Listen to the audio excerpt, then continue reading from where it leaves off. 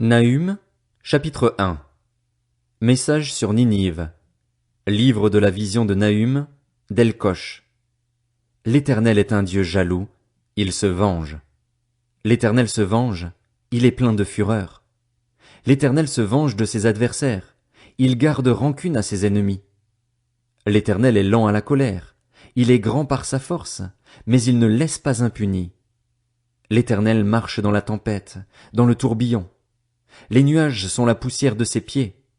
Il menace la mer et l'assèche, il met tous les fleuves à sec. Le Basan et le Carmel sont flétris, elle est flétrie, la fleur du Liban.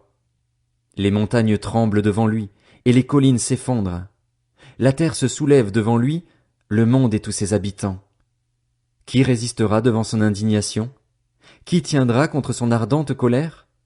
Sa fureur se propage comme le feu et les rochers se brisent devant lui. L'Éternel est bon. Il est un refuge le jour de la détresse. Il connaît ceux qui se confient en lui, mais avec des flots qui déborderont, il détruira cet endroit, et il poursuivra ses ennemis jusque dans les ténèbres. Que méditez-vous contre l'Éternel? C'est lui qui détruit. La détresse ne se lèvera pas deux fois, car entrelacés comme des buissons d'épines et comme ivres de leur vin, ils seront dévorés comme la paille sèche, entièrement. De toi est sorti celui qui méditait le mal contre l'Éternel, l'homme au conseil pervers. Voici ce que dit l'Éternel. Même s'ils sont au complet et nombreux, ils seront fauchés et disparaîtront.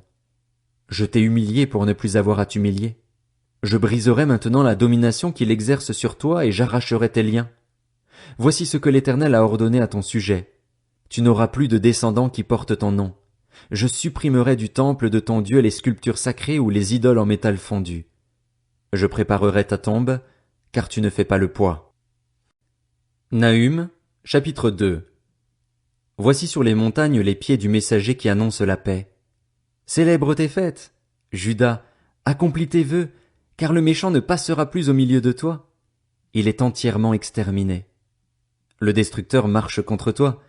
Garde la forteresse, veille sur la route, fortifie-toi, rassemble toute ta force. Oui, l'Éternel rétablit la gloire de Jacob et la gloire d'Israël, parce que les pillards les ont pillés et ont détruit les sarments de leurs vignes. Les boucliers de ces héros sont rouges, les guerriers sont habillés de pourpre. Dans l'étincellement du métal apparaissent les chars, le jour qu'il a fixé pour la bataille, et les lances sont agitées. Les chars s'élancent dans la campagne, foncent sur les places. Allez voir, on dirait des flambeaux, ils courent comme des éclairs.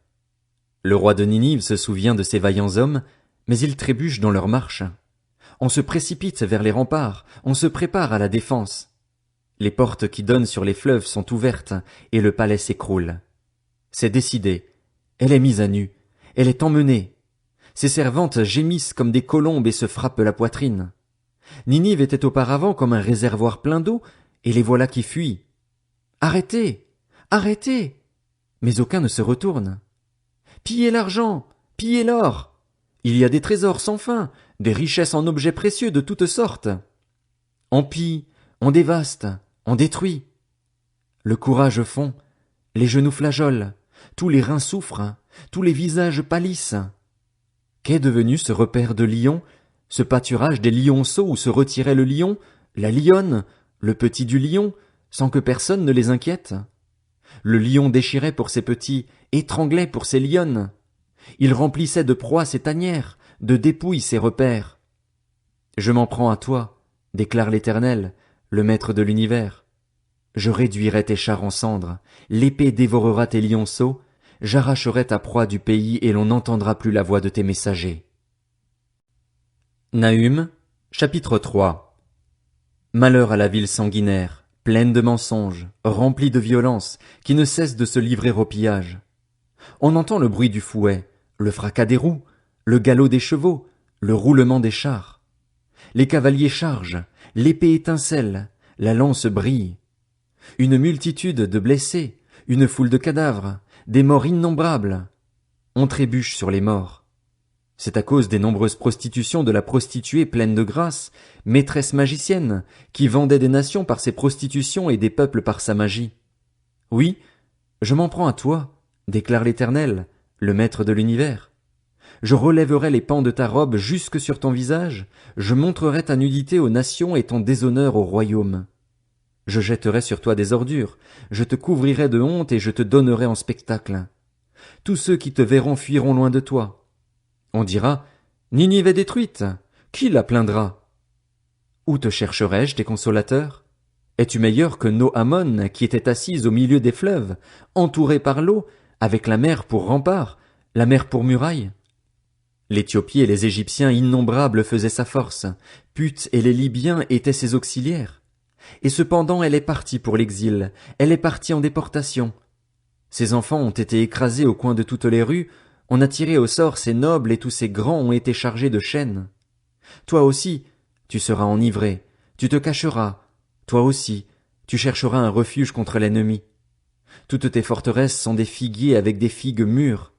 Quand on les secoue, elles tombent dans la bouche de celui qui veut les manger.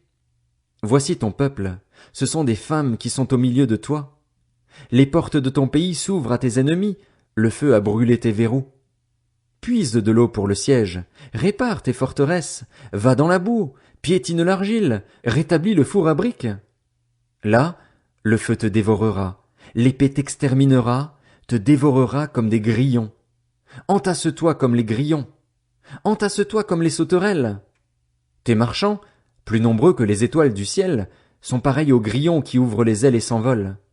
Tes inspecteurs sont comme les sauterelles, tes officiers sont comme une multitude de criquets qui se posent sur les haies par temps froid. Le soleil brille, ils s'envolent, et l'on ne reconnaît plus l'endroit où ils étaient.